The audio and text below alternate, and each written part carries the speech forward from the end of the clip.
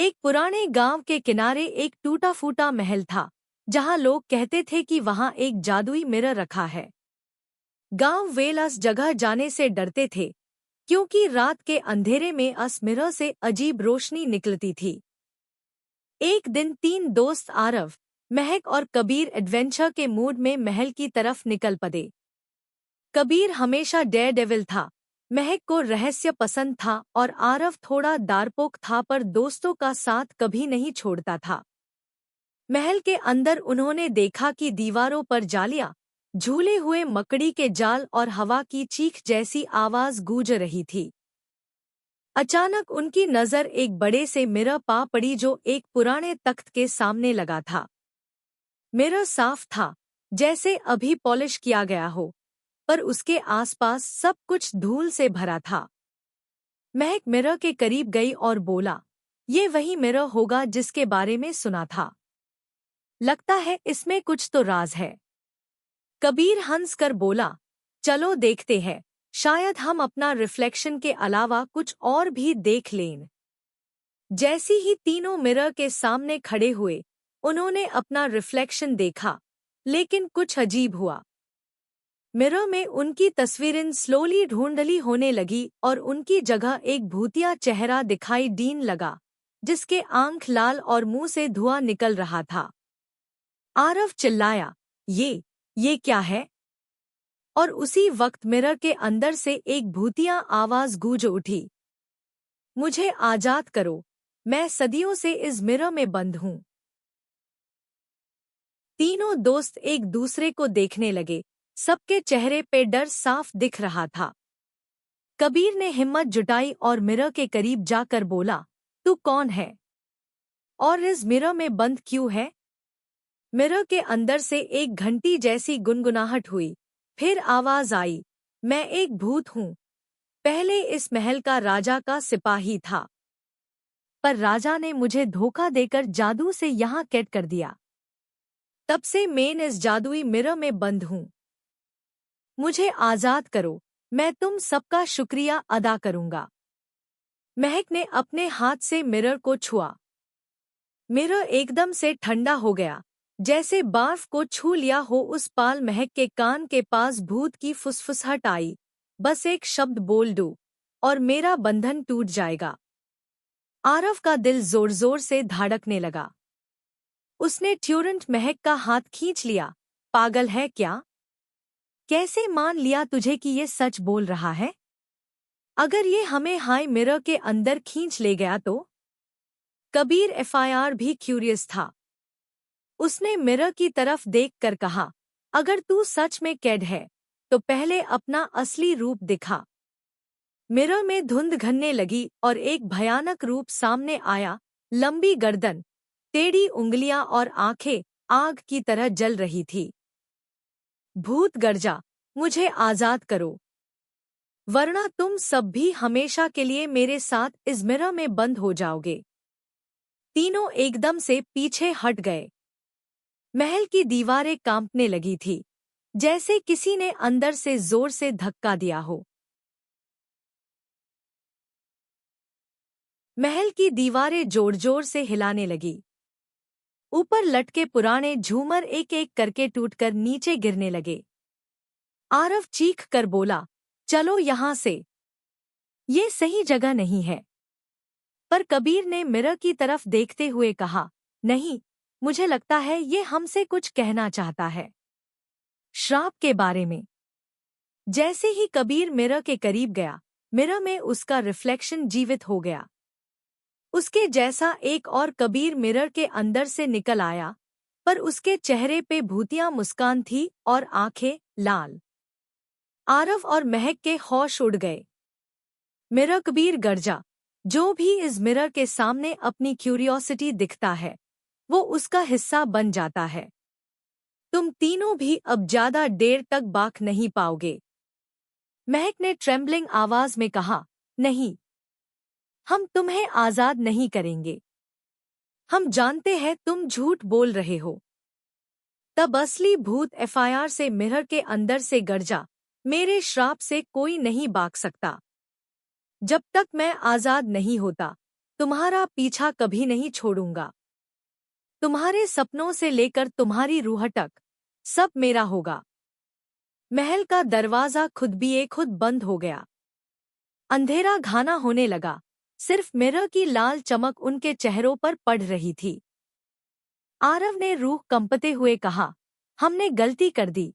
इस मिरर के पास आकर हमने अपने ही पाँव में कुल्हाड़ी मार ली है। और उसी वक्त एक बड़ी सी दरार मिरर के बीचों बीच पैड गई, जैसे अब वो खुद अपनी दुनिया से बाहर निकलने वाला हो।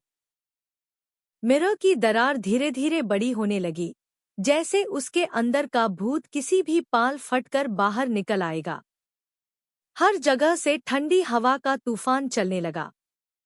ज़मीन पर पड़े पुराने कागज और पट्टे हवा में उड़कर चक्कर बनाने लगे। कबीर ने डर के बावजूद हिम्मत जुटाई और बोला, हम यहाँ से निकलेंगे। इस मिरर को तोड़ना पड़ेगा। आरव चीख पड़ा, पागल है। अगर तोड़ दिया तो भूत आजाद हो जाएगा। महक दोनों के बीच खादी थी। उसकी आंखों में आंसू आ गए। पर अगर नहीं तोड़ा तो हम हमेशा के लिए यही फंस जाएंगे। कुछ तो करना पड़ेगा।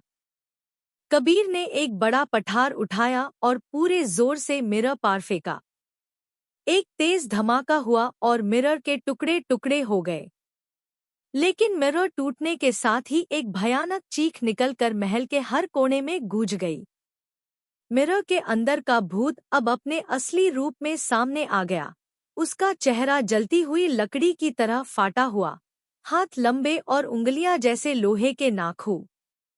उसकी आंखें इतनी लाल थी कि देखते ही रेगन में खून जम जाए। भूत गर्जा, तुमने मुझे आजाद कर दिया। अब तुम सब मेरी रूह के खिलौने बनोगे।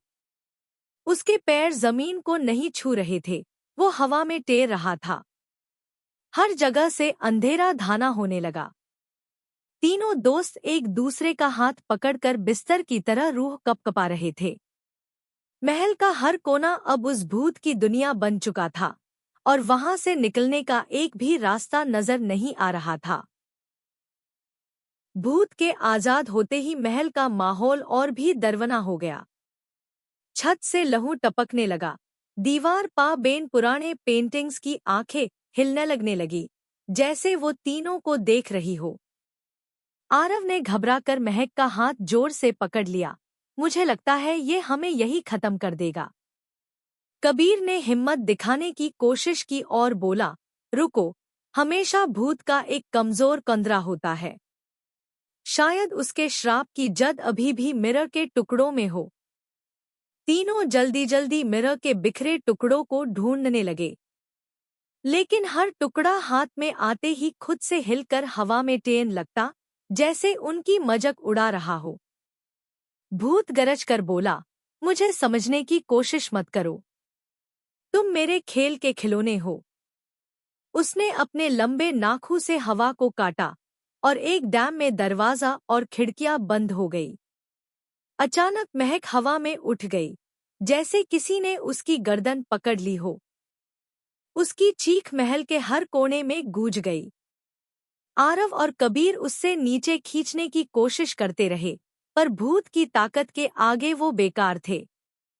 तभी आरव को याद आया कि महल के पुराने ग्रंथ में लिखा था, भूत को उसी चीज में बंद किया जा सकता है जिसमें वो पहले से बसा हो।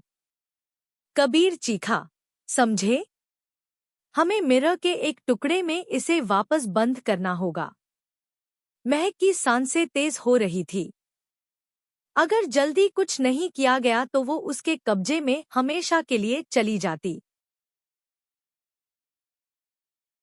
कबीर ने जल्दी से जमीन पर चमक रहे एक बड़े टुकड़े को उठाया। उसके हाथ जलते जा रहे थे, जैसे टुकड़ा खुद भी श्रापित हो। लेकिन उसने छोड़ने के बजाय और कांस कर पकड़ लिया। भूत ने गुस्से से एक भयानक चीख मारी और उसके लंबे नाखून सीधा कबीर की तरफ बढ़े। कबीर बस गिरने ही वाला था कि आरव ने एक कुर्सी उठाकर भूत पर फेंकी। कुर्सी उसके अंदर से गुजर गई जैसे वो हवा हो, लेकिन इससे उसका ध्यान एक पाल के लिए हट गया।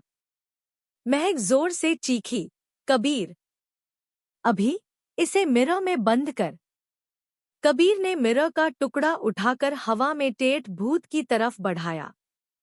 जैसे ही उसने टुकड़ा उसकी रोशनी भरी आंखों के सामने किया, एक तेज चमक हुई।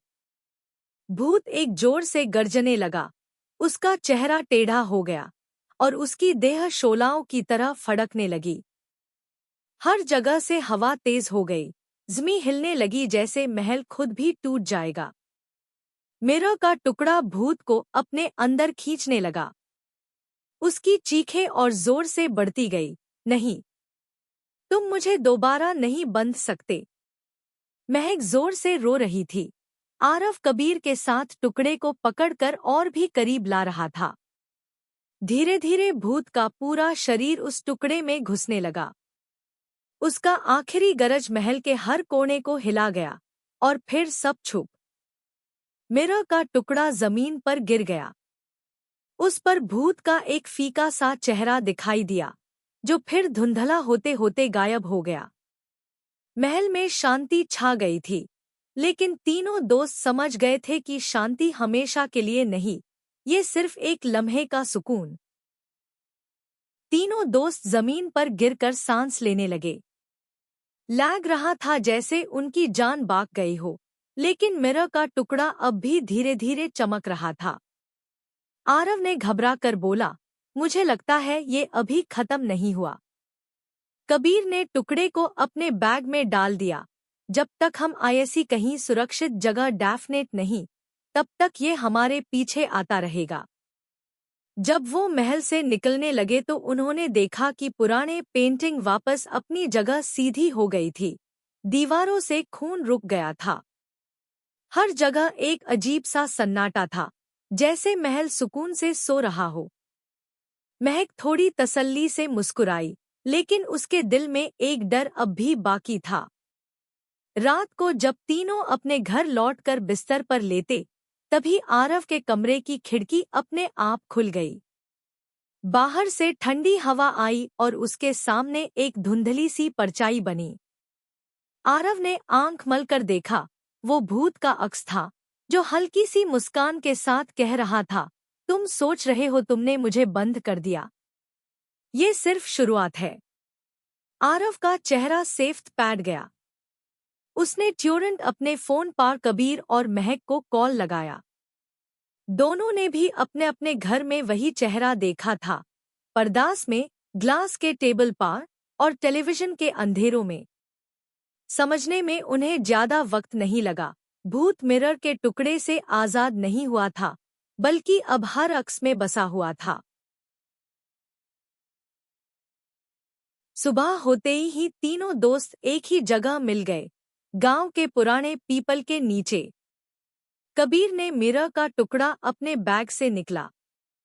अब वो और भी ज्यादा चमक रहा था, जैसे उसके अंदर से भूत की सांसें निकल रही हो।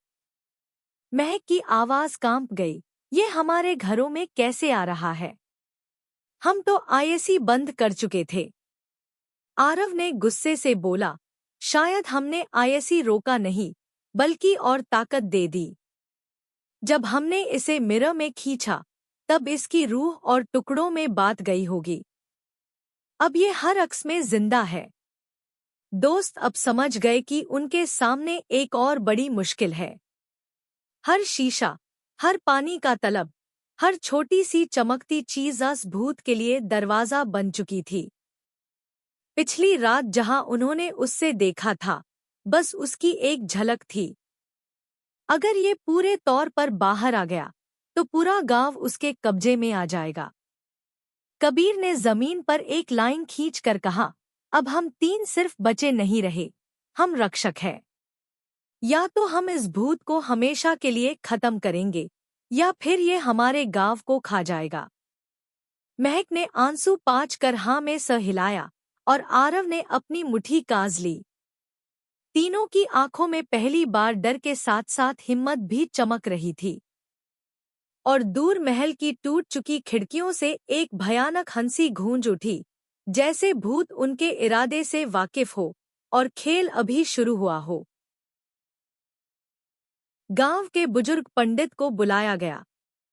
उसने मिरर के टुकड़े को देखा और गहरी सांस लेकर बोला, ये कोई आम भूत नहीं, ये एक श्रापित आत्मा है जो अपनी रूह को हर अक्स में जिंदा रखती है। जब तक इस टुकड़े को शुद्ध अग्नि में नहीं जलाया जाता, ये वापस आता रहेगा।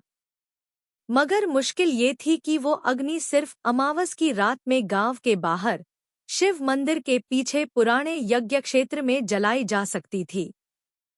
और वो रात आज ही थी।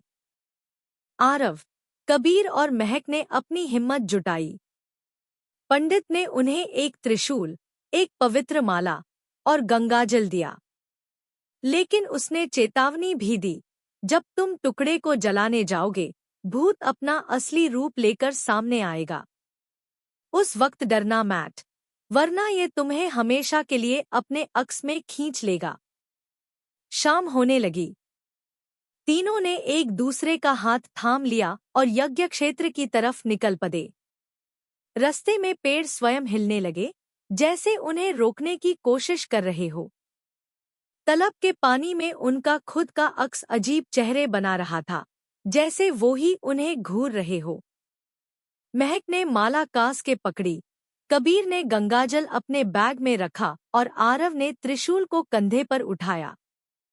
तीनों के दिल जोर जोर से धड़क रहे थे, लेकिन उनके कदम रुक नहीं रहे थे। दूर से ही यज्ञ क्षेत्र दिख रहा था और उस जगह से एक भयानक काली आग की लैप्टन निकल रही थी, जैसे भूत उनका इंतजार कर रहा हो। अमावस की रात थी, आसमां अंधेरा था और सिर्फ चमगदर की चीख सुनाई दे रही थी। आरव, कबीर और महक यज्ञ क्षेत्र में पहुंचे। जहां पहुंचते ही हवा और तेज हो गई, जैसे कोई भूटानी आवाज उनके कण में फुफकार रही हो। बीच में एक बड़ा हवन कुंड था, पर उसके आसपास का मंदिर टूटा फूटा और काली बेलन से घिरा हुआ था। जैसे ही कबीर ने मिरर का टुकड़ा हवन कुंड के पास रखा, जमीन कांप गई। टुकड़े से धुआं निकलकर एक भयानक रूप बना, वो भूत जो अब तक अक्सों में छुपा था। उसका चेहरा टेढ़ा, आंखें लाल और आवाज में श्राप था, मुझे जलाने की हिम्मत? तुम बच्चे मुझे हरा नहीं सकते। भूत ने तुरंत महक पर हमला किया, पर उसने माला उठाकर उस पर फेंकी। जैसी ही पवित्र माला भूत के शरीर को छुई, वो चीख कर पीछे हटा। आरव ने त्रिशूल से जमीन पर 3 बार प्रहार किया और मंदिर की दीवार से एक रोशनी निकली। कबीर ने गंगाजल मिरर पर छिड़का और टुकड़ा तेज चमकने लगा। भूत गर्जने लगा, नहीं, मेरा अक्स कभी खत्म नहीं होगा। लेकिन तीनों एक साथ चिल्लाए, अग्नि में विलीन हो जा।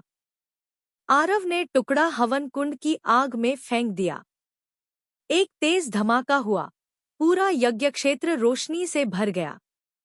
भूत की चीख पूरे गांव में गूंज उठी, फिर सब कुछ शांत हो गया। हवन कुंड की आग अब सुनहरी चमक रही थी, जैसे भूत हमेशा के लिए बंद हो गया हो। थके हुए पर जीत के साथ तीनों दोस्त एक दूसरे को गले लगाए। पंडित दूर से आया और बोला, तुमने सिर्फ अपने गांव ही नहीं, बल्कि अनेक आत्माओं को आजाद कर दिया। अब ये मिरर का श्राप हमेशा के लिए खत्म हो गया है। तीनों ने आसमां की तरफ देखा, तारों से भरा अंधेरा अब शांत और सुरक्षित लग रहा था। और उनके दिल में एक ही बात थी, दोस्ती और हिम्मत से कोई भी भूत हराया जा सकता है। The end.